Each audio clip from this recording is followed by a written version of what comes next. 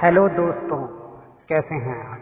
मैं आपका दोस्त रितेश और आज मैं आपके लिए लाया हूँ कुछ सच्ची डरावनी कहानी। तो अगर आप भी डरावनी कहानियों के शौकीन हैं तो मेरे चैनल को अभी सब्सक्राइब करें, क्योंकि मैं आगे भी आपके लिए ऐसी डरावनी कहानियाँ लाता रहूँगा। तो अपने अपने हेडफोन लगाएं और खो जाएं खौफ की दुनिया में।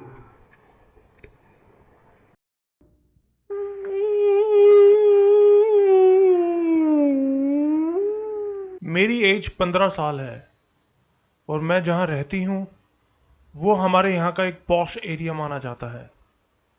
हमारे एरिया के चारों तरफ बाउंड्री है और ये एरिया बहुत सेफ माना जाता है। ये मेरे साथ पिछले साल मेरी समर वेकेशंस में हुआ था और मैं इसको कभी नहीं भूल पाऊंगी। मेरे मम्मी पापा दोनों जॉब करते हैं और दिन में घर पर मैं अकेली ही अपनी मेड के साथ रहती थी। वेकेशंस थी, इसीलिए मेरी बेस्ट फ्रेंड भी मेरे पास ही आ जाती थी दिन में मस्ती करने के लिए। उस शाम मैं और मेरी फ्रेंड हम दोनों ही मेरे रूम में मस्ती कर रहे थे। रात के करीब 8:30 बजे थे। मम्मी भी घर पर नहीं थी और बाय चांस उस दिन हमारी मेड भी नहीं आई थी। हम दोनों को बहुत तेज भूख लग रही थी। हमारी सोसाइटी के बाहर एक मार्केट थी। हम दोनों ने सोचा कि वहां जाकर कुछ खाकर आते हैं। हमारी सोसाइटी और उस मार्केट के बीच में एक क्रिश्चियन कब्रिस्तान पड़ता था। वैसे तो दिन में हम डेली ही उस कब्रिस्तान के सामने से निकलते थे, लेकिन रात में अकेले उसके सामने से निकलना अलग ही बात थी। हमें भूख बहुत तेज लगी थी, इसलिए हम मार्केट की तरफ निकल ही गए। पॉश एरिया होने के कारण वो इलाका काफी सुनसान सा था और नॉर्मली उस रोड पर कम ही लोग आते जाते थे और जो आते जाते भी थे वो अपनी कार्स में ही होते थे, लेकिन हम दोनों पैदल ही थे।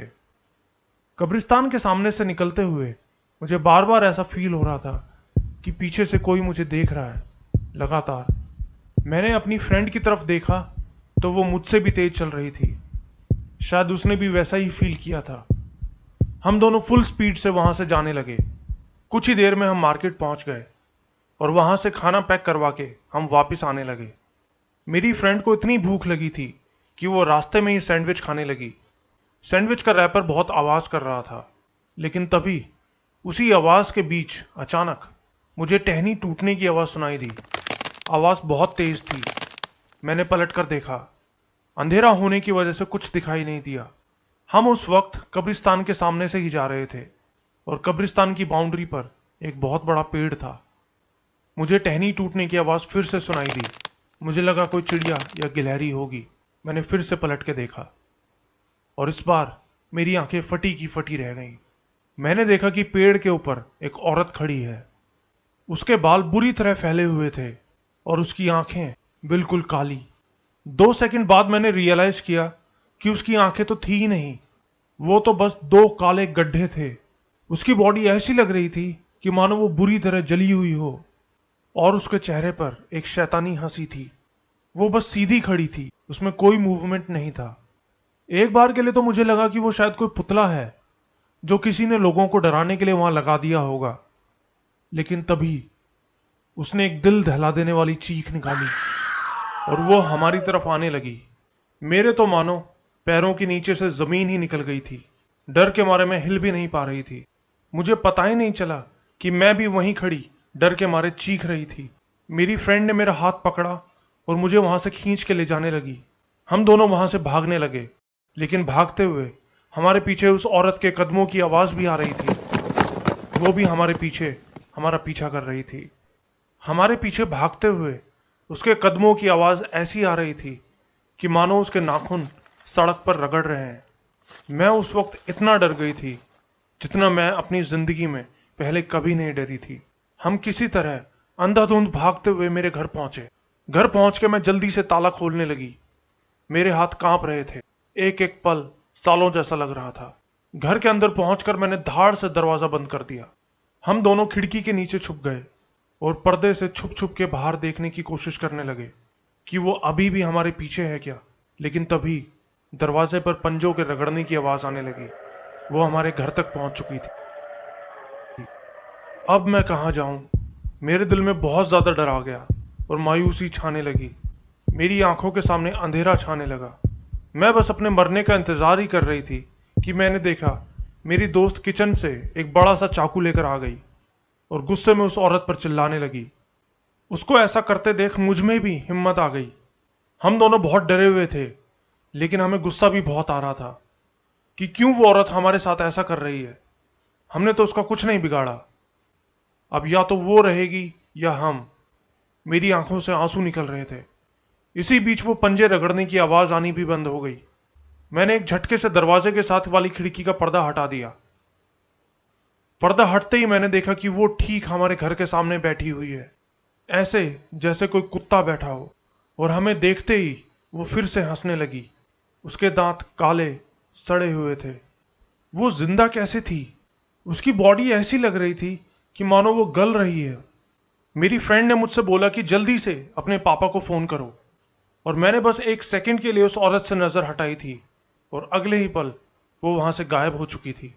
उसके जाने के कई देर बाद तक हम दोनों वहीं खड़े एक दूसरे को देखते रहे। ये क्या हुआ था हमारे साथ? क्या ये किसी की शरारत थी? हम किसी को क्या बताएं क्या हुआ था हमारे साथ? कोई हमारी बात पर यकीन नहीं करेगा। हम दोनों ने ये बात अपने घर वालों को ना बताने का फैसला किया। लेकिन फिर अगली रात मैं अपने बाथरूम में नहाने के लिए गई। हमारे बाथरूम में ऊपर की तरफ एक खिड़की है, जहां से वो कब्रिस्तान वाली रोड साफ दिखाई देती है। मेरी वो फ्रेंड उस दिन भी मेरे साथ ही थी। मुझे बाथरूम में जाने से भी इतना डर लग रहा था कि मैंने उसको बाथरूम के बाहर ही बैठे रहने को बोला। बाथरूम में घुस के नहाने से पहले मैंने चेक करना चाहा कि कहीं खिड़की के बाहर कोई है तो नहीं। मैंने पर्दा हटाया और पर्दा हटाते ही खिड़की में वही औरत अंदर झांक रही थी। उसके चेहरे पर वो ही शैतानी हंसी थी। मैं डर के मारे जोर जोर से चिल्लाने लगी। मेरे चिल्लाने की आवाज सुन के मेरी फ्रेंड भी अंदर आ गई, लेकिन तब तक वो औरत गायब हो चुकी थी। हम दोनों एक दूसरे का हाथ पकड़कर रोने लगे। वो औरत तो हमारे पीछे ही पड़ गई थी। हम दोनों ने फैसला किया कि हम अगले ही दिन यहां से कहीं दूर चले जाएंगे, और जब तक हमारी वेकेशंस खत्म नहीं होती तब तक हम यहां वापस नहीं आएंगे।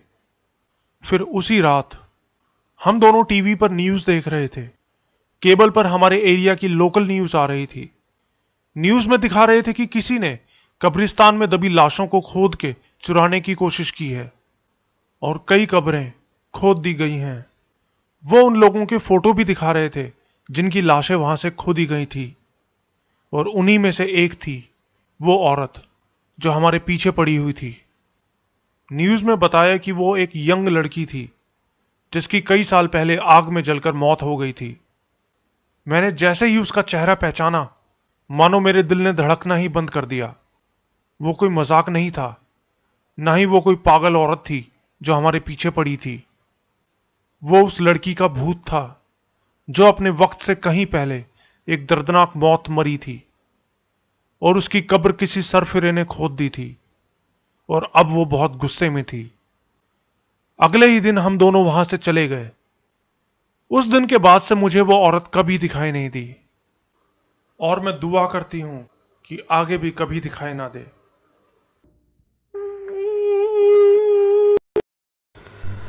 दोस्तों, आपको हमारी ये कहानी कैसी लगी कृपया कमेंट बॉक्स में जरूर बताएं। और अगर आप भी हमें अपनी कोई कहानी भेजना चाहते हैं तो डिस्क्रिप्शन बॉक्स में हमारा व्हाट्सएप और टेलीग्राम का लिंक है, जिस पर आप हमें अपनी कहानी भेज सकते हैं। हम उसे अपने शो में जरूर शामिल करेंगे। तो जल्द ही आपसे फिर मुलाकात होगी। तब तक के लिए गुड बाय।